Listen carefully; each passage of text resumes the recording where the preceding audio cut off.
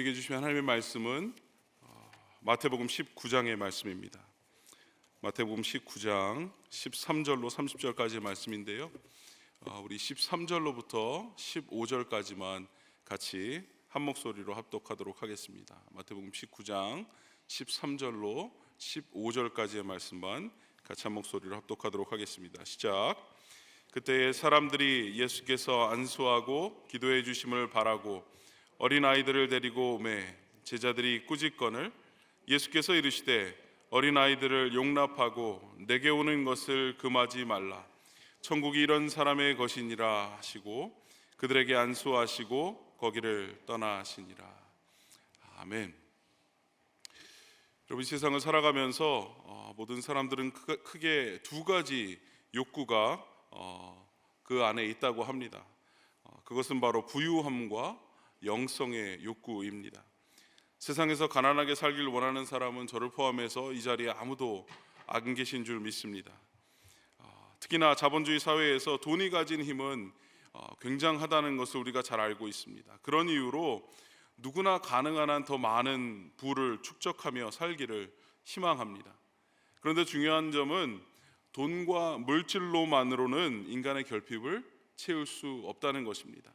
막대한 부를 가졌음에도 각종 범죄와 추문에 휩싸이는 그런 사람들을 우리는 뉴스에서 종종 보곤 합니다. 따라서 사람들은 돈 외에도 물질 이외에도 자신들의 내면을 풍요롭게 할 수 있는 영적인 무언가를 항상 추구합니다. 상류층 사람들이 명상이나 참선에 몰두하는 것이 그 대표적인 예일 것입니다. 오늘 본문에서 예수님께서 천국에 대해 영생을 누리는 삶에 대해서 설명하시면서 두 종류의 사람을 우리에게 소개해 주고 계십니다. 첫 번째는요, 예수님이 웰컴하시고 받아들이셨던 바로 어린아이들이고요, 둘째로 예수님께서 리젝트 하셨던, 그리고 예수님을 리젝트했던 인물, 부자, 관원, 청년입니다. 오늘 이 두 사람의 모습을 보면서 주님이 원하시는 진정한 천국 백성의 모습은 어떤 모습인지, 그리고 우리가 이 땅 가운데 살면서 영생을 소유한 백성처럼 살기 원하시는데 그런 삶은 어떠한 삶인지 우리가 같이 한번 고민해보고 말씀에 비춰 생각해보는 시간이 되었으면 좋겠습니다. 먼저 천국을 소유한 인생은 어떤 모습일까요? 바로 주님만 바라고 찾고 그리고 예수 그리스도만을 의지하면서 살아가는 인생이라는 것입니다. 다시 말해서 하나님이 전부라고 고백하는 인생이 바로 천국을 소유하고 천국을 살아내는 인생이라는 것입니다. 먼저 첫 번째, 아이들이 등장합니다. 사람들이 예수님께 안수하고 기도해 주시기를 바라며 어린아이들을 예수님께 데리고 옵니다. 방금 읽었지만 13절에서 15절까지 14절 말씀만 같이 한번 읽겠습니다. 시작. 예수께서 이르시되 어린아이들을 용납하고 내게 오는 것을 금하지 말라. 천국이 이런 사람의 것이니라 하시고. 아멘. 어린아이들을 데리고 온 부모들이 있습니다. 예수님이 가시는 곳에 얼마나 간절한 마음으로 자기 자녀들을 데리고 왔겠습니까? 우리 부모님들이 하나님께 큰 은혜를 받고 또 예수님의 말씀 가운데 은혜를 받기 시작하면은요, 자녀들에게도 이 좋은 것을 좀 경험해 보았으면 접하게 하고 싶은 그런 생각이 강렬하게 든다는 것입니다. 그래서 우리가 신앙심이 생기기 시작하면은요, 정말 이 자녀들이 하나님께 조금 더 가까이 나아갔으면, 우리 예수님께서 우리 자녀들을 위해서 기도해 주셨으면 좋겠다, 이런 마음으로 자기 자녀들을 지금 예수님 앞으로 데리고 왔다는 겁니다. 그래서 오늘 그 예수님을 따르던 무리 가운데 자기 자녀들을 예수님께 데리고 왔습니다. 그런데 그들이 예수님께 다가오자 제자들이 어떻게 합니까? 그들을 꾸짖습니다. 아이들을 꾸짖습니다. 그리고 아이들을 예수님께 데려온 부모들조차 꾸짖었는지 모르겠습니다. 왜 제자들이 이런 행동을 했을까요? 왜 그들은 그 아이들을 디스커리지하고 그 예수님께 나오는 것을 방해하는 것일까요? 주님께서 하찮은 아이들에게 시달리면 피곤해 하실까 봐 실이 되지 득이 되지 않을 것이다, 제자들이 미리 지레짐작해서 그렇게 결단했다는 것입니다. 아무도 시키지 않았는데 거기서 교통정리를 하고 있었다는 겁니다. 너는 예수님께 와도 될 만한 사람이다. 너는 예수님께 오면 안 될 사람이다 판단하고 있다는 것입니다. 근데 그 당시에는 뭐 이게 그렇게 크게 이상한 것이 아니었습니다. 아이들에 대한 생각이 지금과는 많이 달랐습니다. 인구 계수를 할 때에도 아이들은 사람으로 치지 않았습니다. 그래서 아이들을 쫓아내고 꾸짖는 것이 그리 이상한 그림은 아니었습니다. 예수님께 아이들이 와서 조르거나 귀찮게 하면 그 아이들을 나무라거나 내쫓게 하는 것이 그 당시에는 어찌 보면 당연한 그런 일이었습니다. 그런데 예수님께서는 굉장히 서프라이징한 그런 말씀을 하고 계시는 겁니다. 천국이 이와 같은 사람들의 것이라는 것입니다. 이런 어린 아이들의 것이라고 말씀하시는 것입니다. 여러분, 천국은 어떤 곳입니까? 마태복음에서 특별히 산상수훈에서 팔복 가운데 천국에 대한 언급이 나옵니다. 첫 번째 복에서 언급이 되는데요, 심령이 가난한 자는 복이 있나니 천국이 저희 것임이라 라고 말씀하고 있습니다. 그리고 마지막 8번째 복에서도 말씀하고 있는데요, 의를 위하여 핍박을 받는 자는 복이 있다, 그리고 천국이 저희 것이다 라고 말씀하고 있습니다. 심령이 가난하다는 것을 어떻게 우리는 해석하고 있습니까? 마음이 가난하다는 말은 무슨 말입니까? 심령이 가난하다는 말은 내세울 것이 없다는 말입니다. 붙들 바가 없고 의지할 바가 없다는 것입니다. 그래서 심령이 가난하다는 말은 내가 주님밖에는 의지할 것이 없다는 말입니다. 반대로 그럼 내가 소유가 많아지게 되고 또 믿고 의지할 바가 많아지면 많아질수록 내 실력이 점점 향상되고 내 자신이 더욱더 의지하게 더 낫다고 생각이 되면 내 자신을 의지하지 하나님을 의지하지 않는다는 것입니다. 굳이 다른 사람을 의지할 필요를 못 느낀다는 것입니다. 자연스럽게 심령이 가난해지기는커녕 점점 살이 붙고 비대해져서 내 안에 주님을 의지하고자 하는 마음이 주님을 믿는 믿음이 설 자리가 점점 적어진다는 것입니다. 그래서 예수님은 말씀하십니다. 그 어린아이들을 나무라지 마라. 아이들이 내게 오는 것을 금하지 마라. 어쩌면 아이 같은 그런 심령이 가난한 사람들이야말로 천국에 들어갈 수 있고 영생을 소유한 자들이다. 교회 안에서 열심을 다해 봉사하고 섬기는 사람들을 보면 우리는 가끔 이런 착각을 하곤 합니다.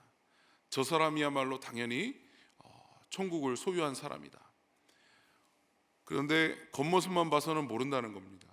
그 중심에 늘 하나님보다 자기 자신을 더 의지하고 있다면 그건 천국을 갈지 안 갈지 우리는 쉽게 판단할 수 없다는 것입니다. 우리는 어린아이들과 같아야 천국 백성이 될 수 있습니다. 어린아이들은 어떻습니까? 부모를 전적으로 의존합니다. 그리고 그 테두리 안에서만 온전한 자유와 안전함을 누리게 됩니다. 마찬가지로 천국은 나의 능력과 나의 재능과 나의 부를 의지하는 자들의 것이 아니라 어린아이들처럼 오직 주님만을 전적으로 의지하고 주님의 은혜의 테두리 안에서 안정과 자유를 누리는 그 백성들이 소유할 수 있다고 하는 것입니다. 자, 그 뒤에 이어지는 이야기는 재물이 많은 부자 관원에 대한 이야기입니다. 22절은 그에 대해서 재물이 많은 사람이다 라고 설명하고 있습니다. 여기서 재물에 해당하는 헬라어는 집과 땅은 물론이고 그의 소유된 그 모든 소유가 많은 사람들, 그 모든 것을 포함한 총체적인 소유를 뜻하고 있다는 것입니다. 신약 성경에서 단 4번 부유하다는 말이 나오는데요, 그 중에서 2번이 오늘 본문과 마가복음 10장에서 바로 이 부자 관원을 향하여서 설명할 때 사용되는 단어입니다. 따라서 그가 젊은 나이에 얼마나 많은 부유함을 누리고 있는지 우리는 그것을 통해서도 알게 된다는 것입니다. 단순히 부자만이 아니었습니다. 젊은 사람이었습니다. 높은 관직에 있는 자였습니다. 한마디로 모든 것을 다 가진 자였습니다. 하지만 그는 자신이 가진 재물에만 집착하지 않았습니다. 동시에 영적인 갈망에 사로잡혔습니다. 그런 그의 귀에 예수의 소식이 들려온 것입니다. 신비로운 이적을 일으킬 뿐만 아니라 구약 성경의 핵심을 심오하면서도 쉽고 알아들을 수 있게 새롭게 해석하여 말씀을 전한다는 이야기를 들었던 것입니다. 그래서 그 예수님이 자신에게 영적인 어떠한 길을 제시해 줄 기대하는 마음으로, 훌륭한 선생님이 될 것을 기대하는 마음으로 예수님께 찾아 나간 것입니다. 16절은 그 청년이 주님께 물은 첫 번째 질문을 우리에게 소개해 주고 있습니다. 자, 16절 같이 한번 읽어보겠습니다. 시작. 어떤 사람이 주께 와서 이르되 선생님이여 내가 무슨 선한 일을 하여야 영생을 얻으리이까. 여기서 우리가 알 수 있는 것이 무엇입니까? 궁극적인 그의 관심은 바로 영생입니다. 참된 생명을 누리는 것에 있음을 우리가 분명히 알 수 있다는 것입니다. 그런데 말입니다, 동시에 그가 구원에 대해서 오해하고 있다는 사실도 우리가 알 수 있다는 것이죠. 그는 예수님을 통해서 참 생명의 본질이 무엇인지 올바로 알려고 하지 않았습니다. 자신에게 익숙한 어떠한 유대교의 가르침에 따라서 이미 결론을 내어버렸습니다. 그것은 하나님으로부터의 전적인 은혜가 아니라 인간의 노력이었습니다. 다만 예수님을 통해서 그 선한 일에 또 다른 종류가 있다는 것을 듣고 깨닫고 알기 원했던 것입니다. 그런 그에게 예수님은 이런 대답을 해주십니다. 우리 17절의 말씀을 한 목소리로 읽습니다. 시작. 예수께서 이르시되 어찌하여 선한 일을 내게 묻느냐. 선한 이는 오직 한 분이시니라. 내가 생명에 들어가려면 계명들을 지키라. 지금 이 사람은 어떤 사람이었습니까? 지금까지 모든 자기가 원하는 것을 얻었던 사람이었습니다. 그렇게 재산도 얻었고요, 지위도 얻었고요, 명예도 얻었습니다. 내가 원하는 것들을, 얻고자 하는 것들을 다 얻었던 사람이었습니다. 그런데 오늘 주님께서는 어떻게 대답하십니까? 두 가지를 말씀하시는데, 하나는 선한 일을 왜 내게 묻느냐? 선한 분은 오직 하나님 한 분이시다. 여러분, 이 친구는 지금 무슨 자기가 선한 삶을 살아왔고 선한 일을 계속 해왔고 어떠한 더 선한 일을 해야 영생으로 들어가겠느냐고 지금 생각을 하고 질문을 하고 있다는 것입니다. 그런데 예수님께서는 이렇게 얘기하는 것입니다. 너는 선하지 않다. 너는 선할 수 없다. 우리 모두는 선하지 않다 라고 그렇게 이야기하는 것입니다. 말씀하고 계십니다. 왜냐하면 선한 분은 오직 한 분이시기 때문에 그렇습니다. 하나님만이 선한 분이다 라고 지금 예수님께서는 말씀하고 계시는 겁니다. 그렇습니다. 영생에 들어가려면 내가 선하지 않다는 사실을 먼저 인식해야 한다는 것입니다. 나의 선한 행위로는 얻을 수 없다는 사실을 우리가 인정해야 된다는 것입니다. 그러면서도 그의 눈높이에 맞춰서 구약 성경에 나오는 그런 계명들을 지키라고 대답하십니다. 그러자 그 청년은 매우 당돌하게 예수님께 대꾸합니다. 20절을 제가 읽도록 하겠습니다. 그 청년이 이르되 이 모든 것을 내가 지켰사온데 아직도 무엇이 부족하나이까. 여러분, 인간은 계명 한 가지도 제대로 지키기 힘든 연약한 존재입니다. 하지만 그 청년은 십계명에 나오는 모든 명령들은 물론이고 모든 구약 성경 말씀 중에 가장 중요한 이웃 사랑에 대해서 역시 자기가 철저히 지켰다고 예수님 앞에서 당당하게 고백하고 있는 것입니다. 얼핏 보면 참 교만해 보이지만 그만큼 진리에 대한 그런 갈망함과 갈급함을 느낄 수 있다는 것입니다.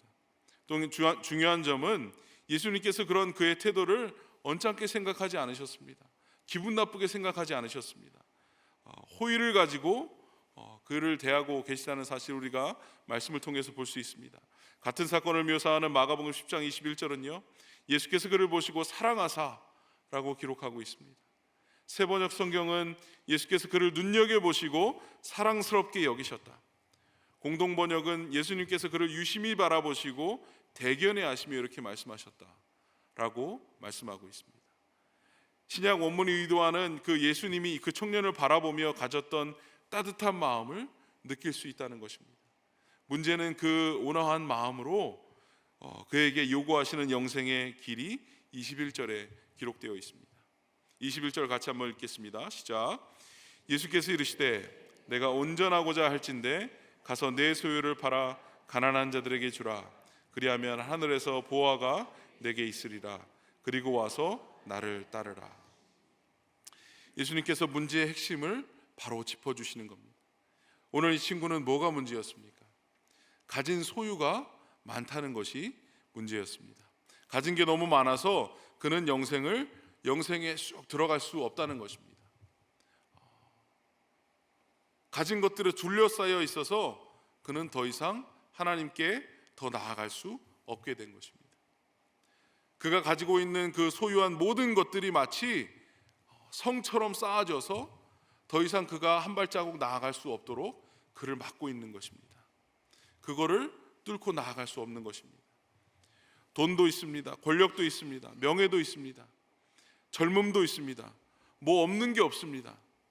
그것도 게다가 율법을 지켰다는 자부심까지 대단한 마음이 그 안에 있습니다. 거기에 갇히고 둘러싸여서 그걸 뚫고 나갈 수가 없는 사람이 되고 만 것이었습니다. 여러분, 근데 문제는요, 우리 마음 깊은 곳에서는 모두 이런 신앙을 갈망하고 있는지 모르겠습니다. 세상도 원하고 영생도 원합니다. 그렇게 하나님 이외의 것들로 부와 명예와 학력과 높은 지위로 둘러싸이는 것을 원하고 있는지 모르겠습니다. 그리고 신앙생활을 하는 우리 안에도 이 길을 가는 사람들이 나를 포함해서 우리 주위에 얼마나 많은지 모르겠습니다.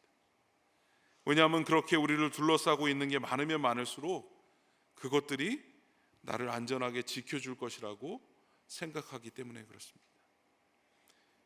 여러분, 그런데 그것이 사실입니까? 그렇지 않다는 것입니다.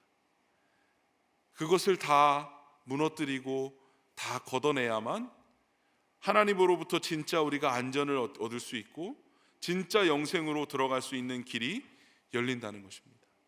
그것으로부터 자유해야 그 길이 열린다는 것입니다. 하나님은 우리의 열심과 최선으로 만족하는 분이 아니십니다. 하나님, 그분은 우리의 전부가 되길 원하십니다. 그리고 그분도 우리의 전부가 되어 주십니다. 그래서 오늘 부자 청년의 이야기는 슬프게도 이 시대에 교회 안의 성도들을 조명해 주고 있지는 않나 생각해 봅니다.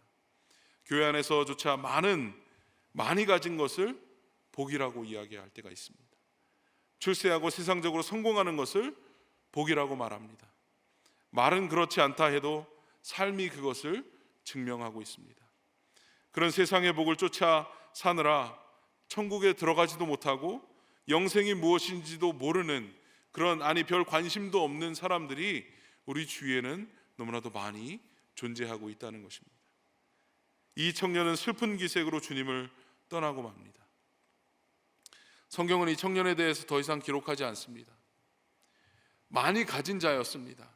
어쩌면 가진 것이 많다 보니까 평생토록 잘 먹고 잘 살았는지 모르겠습니다. 그런데 그는 예수님으로부터 멀어지는 길을 스스로 선택했다는 것입니다. 오늘 이 아침에 우리가 기억해야 될 것은 이것입니다. 하나님, 그분이 우리가 일부가 돼서는 안 된다는 것입니다. 세상도 쫓고 우리가 영생도 쫓는 그런 반쪽짜리 인생이 되지는 말아야 한다는 것입니다. 내가 원하는 것들을 추구하는 수단일 수는 없다는 것입니다. 왜냐하면 하나님은 우리의 전부가 되어주시기 때문에 그렇습니다. 그리고 그 하나님이 우리의 전부를 요청하십니다. 그런 마음의 결단과 고백이 있는 이 아침이 되시기를 바랍니다. 두 번째로, 천국을 소유한 인생은 하나님이 전부라고 고백하는 인생일 뿐만 아니라 하나님의 다스림에 순종하는 인생이라는 것입니다. 하나님의 다스림에 순종하는 인생입니다. 그러면 하나님의 다스림에 순종하는 인생은 어떻게 가능합니까? 우리의 삶의 모든 주권이 주님께 있다는 사실을 인정할 때에만 그 삶이 가능하다는 것입니다. 재물이 많은 젊은 부자 관원이 예수님께 왔다가 쓸쓸히 떠나는 모습을 제자들과 함께 다 같이 바라봅니다.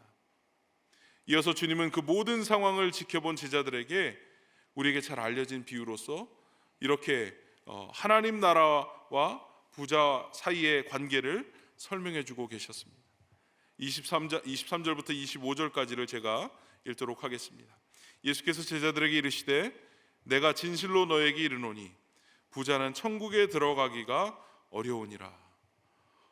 여러분, 얼마나 어렵냐 하면은요, 24절에 보니까 다시 너에게 말하노니 낙타가 바늘귀로 들어가는 것이 부자가 하나님의 나라에 들어가는 것보다 쉬우니라 하시고, 어려운 정도가 아니라 아예 불가능하다고 말씀해 주고 있습니다. 25절에 그리고 제자들이 듣고 몹시 놀라 이르되 그렇다면 누가 구원을 얻을 수 있겠사옵나이까. 많은 재산을 가지면서도 하나님 나라를 살아가는 것은 마치 낙타가 바늘구멍에 들어가는 것과 같다고 말씀하고 계십니다.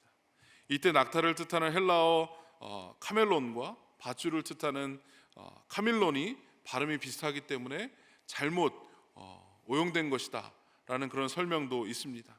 하지만 그런 생각은 본문의 의도와 전혀 다른 말씀일 것입니다. 예수님께서 사용하신 이 비유의 목적은 제자들로 하여금 충격적인 과장법으로 인해서 그들을 깨우쳐 주길 원하셨던 것입니다. 만약 그 지방에 코끼리가 있었다면 코끼리와 바늘구멍으로 이 비유를 사용하셨을 것입니다. 지금 누가 영생을 얻고 천국에 들어갈지에 대해서 예수님의 말씀을 들으면서 제자들은 적지 않은 충격에 휩싸이고 말았습니다. 자신들이 생각했던 생각과 전혀 반대의 이야기를 예수님께서 계속 말씀하고 있는 것입니다. 25절은 이러한 가르침에 대해서 제자들이 적나라한 반응을 소개합니다. 다시 한번 심히 놀라워하면서 그렇다면 대체 누가 구원을 받을 수 있겠습니까? 누가 영생을 얻을 수 있겠습니까? 다시 한번 질문하고 있는 것입니다. 그런 제자들의 질문에 예수님의 대답은 간단명료하십니다. 간단하십니다. 그분은 분명히 아무도 구원받을 수 없다고 말씀해주고 있습니다. 아무도 구원받을 수 없다.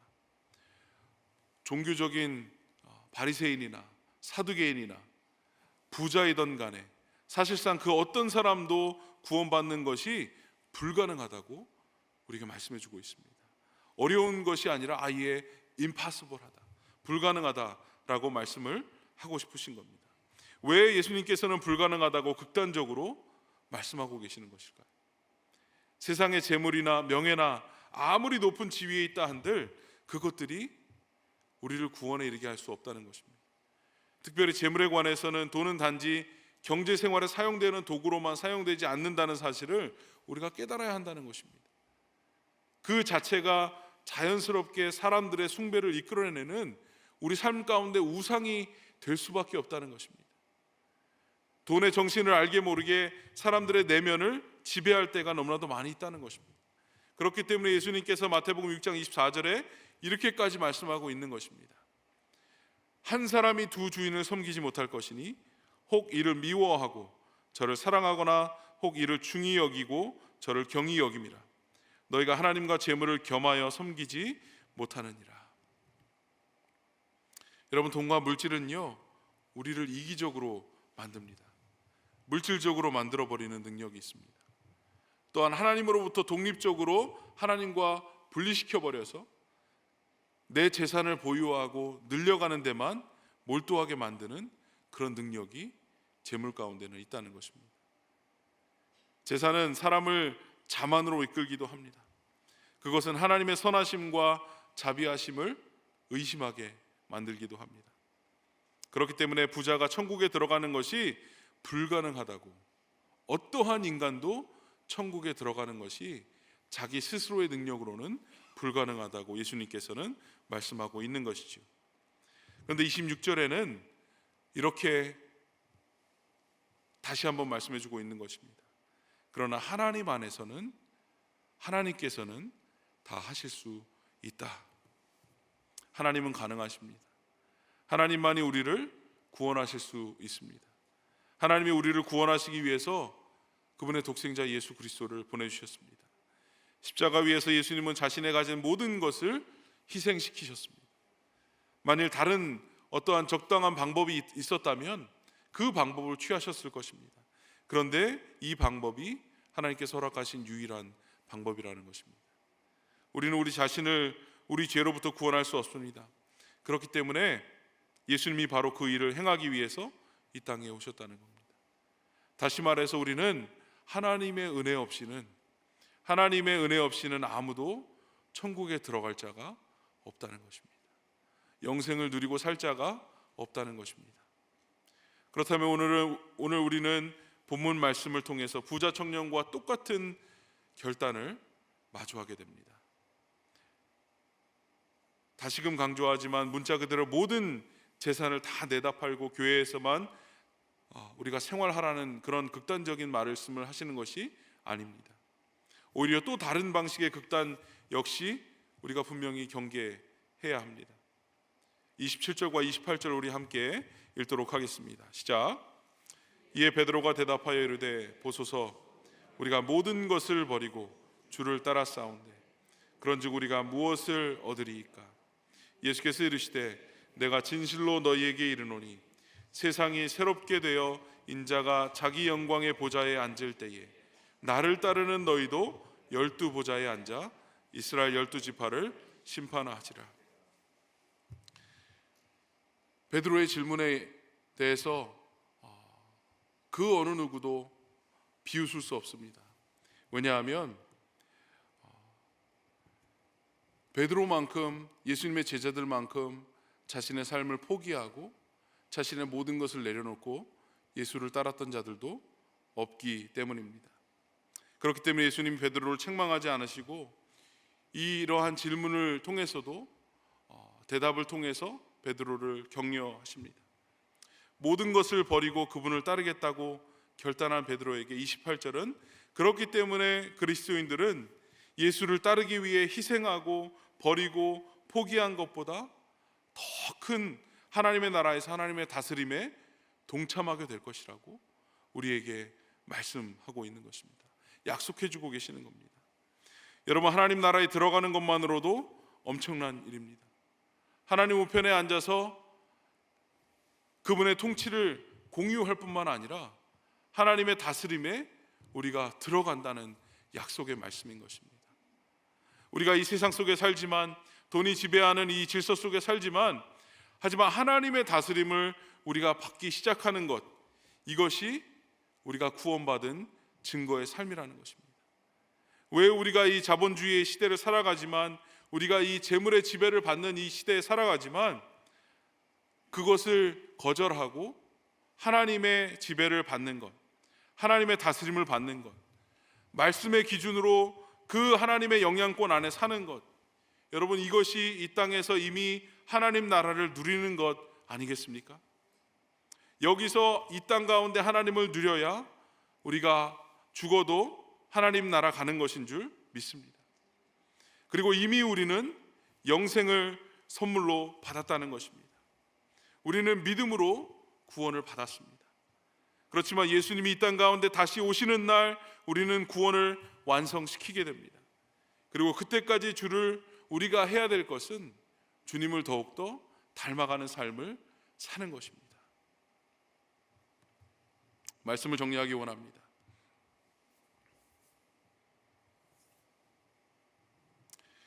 여러분, 누가 천국에 들어갈 수 있겠습니까? 지금 내게 주어진 모든 소유와 관계와 은사와 시간들에 대해서 우리는 우리가 소유권을 찾는 것이 아니라 온전히 주님께 그 소유권이 있음을 고백해야 한다는 것입니다. 여전히 우리에게 주어진 것들을 주님의 선하시고 기뻐하시고 온전한 뜻을 따라 사용하고 있는지 우리는 오늘의 삶을 통해서 우리 자신을 다시 한번 되돌아봐야 한다는 것입니다. 아직 그렇게 하고 있지 못하다면 우리는 다시금 하나님의 은혜를 구해야 합니다. 우리의 매일매일의 삶은 우리의 능력이 아닌 하나님의 은혜이기 때문에 그렇습니다. 우리의 힘으로 될 수 없는 일이기 때문에 그렇습니다. 우리가 천국을 누리고 사는 것, 영생을 누리고 사는 것은 우리가 하나님의 은혜 없이는 그것은 불가능하다는 것입니다.